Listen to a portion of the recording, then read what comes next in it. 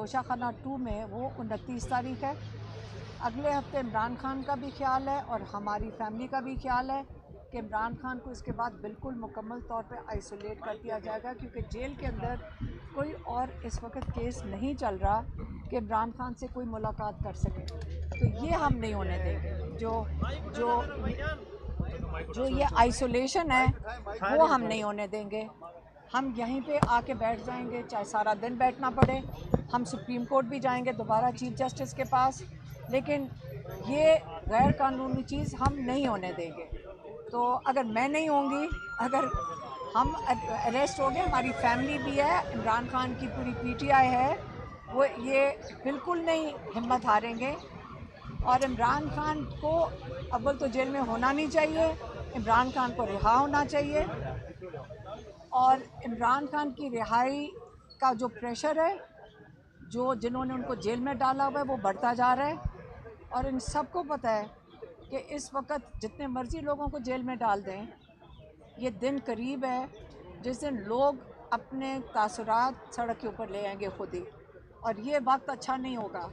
تو اس لیے بہتر ہے کہ یہ وہ کریں جو انصاف کے دائرے کے اندر رہ کے عمران خان کو اور بشریٰ بی بی کو رہا کر دیں، اور باقی جتنے غیر قانونی طریقے سے لوگوں کو سزائیں دی گئی ہیں اور غیر قانونی طریقے سے جو ان کو جیلوں میں ڈالا ہوا ہے اور کئی لوگ چھپے ہوئے ہیں اس وقت، یہ اگر یہ سسٹم اس وقت سب کے لیے، پاکستان کے لیے بہتر ہے کہ یہ سسٹم ختم کریں اور نہ ڈریں۔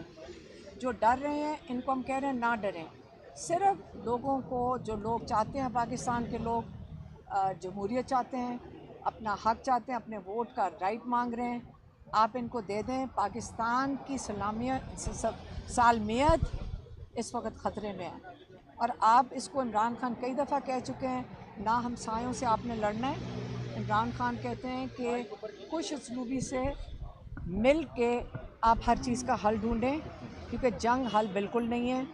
اور یہ اگلے دنوں میں آپ دعا کریں کہ پاکستان کے جو حالات ہیں، عمران خان باہر آ سکیں اور پاکستان کو جو ڈائریکشن ملنی چاہیے، جو ترقی کا راستہ ہے، اس کے اوپر عمران خان کی ہمیں اب اس وقت بہت سخت ضرورت ہے، اور ہر پاکستانی کو پتہ ہے اور ہر پاکستانی یہ کہہ رہا ہے۔ تو اگر ابھی مجھے کسی نے کہا کہ جی آپ کے لیے وہ اریسٹ وارنٹ ہیں اور آپ کے لیے وہاں سے پنڈی سے آ گئے، میں اس کا بھی بتا دوں، میں اس کا دوبارہ دہرا دیتی ہوں کہ 22 نومبر کا یہ کیس ہے، 22 نومبر پچھلے سال 2024 کا، جس کے اندر عمران خان کا پیغام میں نے میڈیا کے سامنے، جیسے ابھی میں آپ کے ساتھ بات کر رہی ہوں، میں نے 22 نومبر کو پچھلے سال میڈیا کو عمران خان کا پیغام دیا تھا، جس میں انہوں نے خاص طور پہ کہا تھا کہ آپ پرامن احتجاج کریں، یہ ہر پاکستانی کا آئینی حق ہے۔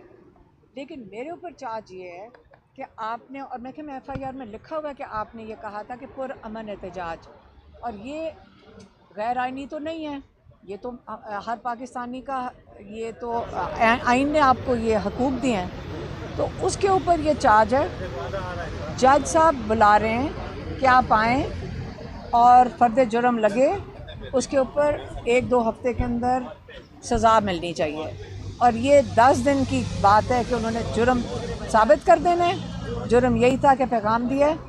لیکن میں نے ایک بات، ہمارے لائر نے بھی جج صاحب کے سامنے یہ بات کی تھی، اور میں بھی آپ سے دہرا دیتی ہوں کہ دیکھیں، میں نے تو پیغام آپ لوگوں کو دیا تھا، اگر آپ لوگوں نے آگے عوام کو دیا ہے تو پھر آپ لوگوں کو میرے ساتھ چلنا چاہیے، اور آپ اگر وہ نہیں بھی جج صاحب بلاتے، میں آپ ساروں سے ریکویسٹ کروں گی کہ آپ میرے ساتھ چلیں، کیونکہ عوام کو پیغام آپ لوگوں نے پہنچایا تھا، تو آپ لوگ اس میں شامل نہیں ہیں۔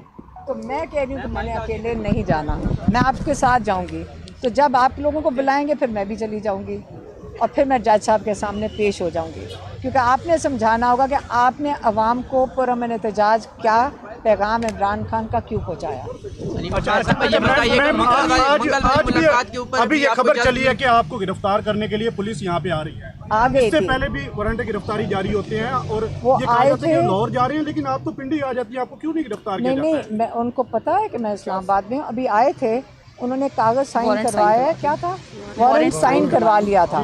ہم تو تیار تھے کہ اریسٹ کر لیں گے، لیکن انہوں نے کہا آپ سائن کر دیں، اور پھر وہ صاحب پنڈی واپس چلے گئے ہیں.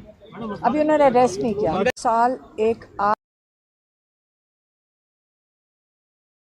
سوا 2 سال ہو گئے کہ اس سیل کے اندر ہیں. کیا وہ بنی گالا میں ہاؤس اریسٹ کرنا چاہتے ہیں؟ ہمیں تو یہ نہیں سمجھ آ رہی کہ کس قسم کا آفر نون لیگ دے رہی ہے، یا ان کے ہاتھ میں بھی ہے وہ آفر دینا کہ نہیں. جو آفر دے رہے ہیں ان کے ہاتھ میں تو نہیں ہے. وہ تو ملاقات کہتے ہیں ہم نہیں کروا سکتے، جو جائز چیز ہے، تو وہ تو خود بے بس ہیں. میم جن کے ہاتھ میں ہے انہوں نے کوئی آفر کرائی ہے ابھی تک؟ ہمیں تو آپ لوگوں سے ہی پتہ چلتا ہے، جیسے آپ کو کس نے کہا ہے کہ آفر آئی ہے. طارق فضل چودھری کو کس نے آفر دی ہے؟ ہمیں کیا پتا، ایسے نہیں پتہ چلتا جیسے آپ بتا رہے ہیں. پوچھ کے نہیں بتایا گیا ابھی تک. ہاں کہا گیا تھا کہ پوچھ کر بتاتا ہوں، نہیں بتایا گیا ابھی تک آپ لوگوں کو. کیا چیز؟ ابھی تو ہائی کورٹ نے ابھی اجازت دی ہے چیف منسٹر کے پی کو کہ وہ عمران خان سے ملاقات کر سکے اپنے لیڈر سے. تو ابھی وہ گئے ہیں. آپ ان کا فالو اپ کریں کہ ان کو پنجاب کا جیل اندر آنے دیتا ہے کہ نہیں. اس سے پہلے بھی اسلام آباد ہائی کورٹ کے چیف جسٹس نے کئی مرتبہ آرڈر دیے ہیں کہ خان صاحب سے ملاقات کے لیے، اس کے باوجود بھی ملاقات کی نہیں پہنچ سکتی اڈیالہ جیل میں. آج کیا لگتا ہے کہ اسلام آباد ہائی کورٹ کے فیصلے پہ دوبارہ عمل درآمد اڈیالہ جیل کے سپرڈنٹ کر لیں گے؟ دیکھیں، یہ ہمارے اوپر تو چارج فوراً لے آتے ہیں، لیکن توہین عدالت آپ کا پورے جو جیل کا سپرنٹینڈنٹ ہے اس کے اوپر کوئی نہیں لگا رہے. ججز کو یہ توہین کس کی ہو رہی ہے؟ یہ تو 3 رکنی بینچ کی ہوئے گی توہین. تو اگر وہ اتنے بے بس ہو گئے ہیں ہمارا ہائی کورٹ کہ ان کا آرڈر ہو اور اس کے باوجود اس کے اوپر عمل نہ کیا جائے، اور یہ کسی کو بلا بھی نہیں سکتے، کسی کو سزا بھی نہیں دے سکتے، کسی کو جیل میں نہیں ڈال سکتے، تو اس توہین عدالت کا اگر وہ سسٹم ہی ختم ہو گیا ہے، اگر عدالت کی توہین کرنا اب یہ ایک نارمل چیز ہو گئی ہے، تو اس کا تو ہم کچھ نہیں کر سکتے. میڈم نومبر میں کوئی تحریک چلا رہے ہیں، کوئی پلان ہے کوئی؟ وہ تو اب یہ گوھر صاحب ادھر موجود ہیں، یہ بتا دیں گے. بسم اللہ الرحمن الرحیم. آگے کرتے ہیں. سب سے پہلے میں آپ کو آج کے پروسیڈنگ کے بارے میں بتا رہا ہوں، شاید آپ سب لوگوں نے نہیں سنی ہے. یہ نیچے رکھیں، وہ ان کے سامنے. سب سے پہلی بات یہ ہے کہ ہم نے بسم اللہ الرحمن الرحیم. دیکھیں، سب سے پہلے میں یہ بات واضح کر دوں کہ انصاف کے راہ میں حائل رکاوٹیں ختم کرنا عدالتوں کی آئینی ذمہ داری ہے. اس کے پیش نظر ہم ہمیشہ سے عدالتوں کے پاس آئے ہیں. آج بھی اسلام آباد ہائی کورٹ کے 3 رکنی بینچ کے سامنے 16 کیسز لگے ہوئے تھے. یہ سارے کیسز خان صاحب سے ملاقات کے لیے تھے.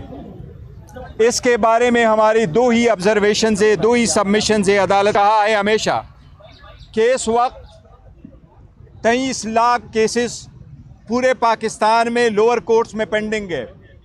23 لاکھ میں سے 8,14,000 کیسز کرمنل ہیں. ان میں سے 2,70,000 کیسز صرف پنجاب میں ہیں.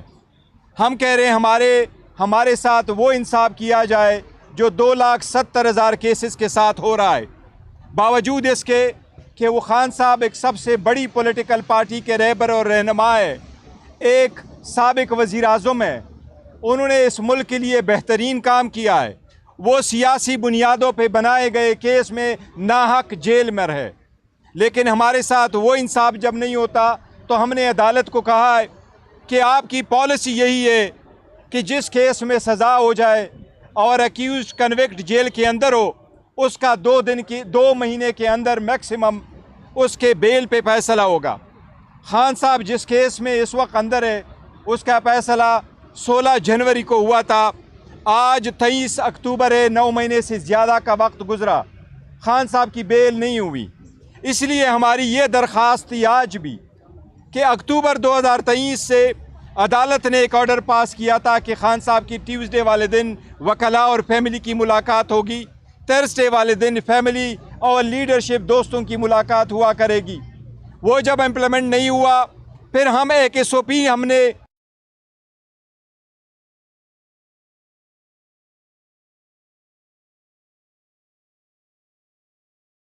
तक इम्प्लीमेंट नहीं हुआ। आज भी अदालत ने ऑर्डर किया है के मुताबिक अडियाला जेल का सुपरिटेंडेंट उस ऑर्डर को इम्प्लीमेंट करे। हमने 6 लीडरशिप की मुलाकातों के लिए नाम दिए हैं, उसमें वज़ीर आला की भी नाम शामिल है। आज देखते हैं कि क्या अदालत के ऑर्डर पे अमल दरामद होता है, वज़ीर आला को मुलाकात की इजाज़त मिलती है या नहीं मिलती। हमने बारहा कहा है कि अली अमीन साहब जब वज़ीर आला बने तो खान साहब के साथ मुलाकात के बाद उसने काबीना बनाया। खान साहब की ये ख्वाहिश है और उनका ये हक़ के एज़ अ बड़ी पॉलिटिकल पार्टी के रहबर रहनुमा की हैसियत से, चेयरमैन की हैसियत से, कि वो डायरेक्शन अपने वज़ीर आला को दे दे। आज देखते हैं कि ये मुलाकात करते हैं कि नहीं। हमारे साथ गुज़श्ता 2 सालों से जितनी नाइंसाफ़ियाँ हुई है वो हम अदालत के सामने रख चुके हैं, लेकिन या हमारे साथ इंसाफ नहीं हुआ या हमारे केस पे फ़ैसला नहीं हुआ, और अगर हमारे हक़ में फ़ैसला आया है तो वो इम्प्लीमेंट नहीं हुआ है। आज भी हम इस अदालत में उस इम्प्लीमेंटेशन के लिए मौजूद थे, वो कभी भी इम्प्लीमेंट नहीं हुआ। ये हमारे साथ नाइंसाफ़ी है, इसलिए हम इसके ख़िलाफ़ अदालत के सामने आए थे।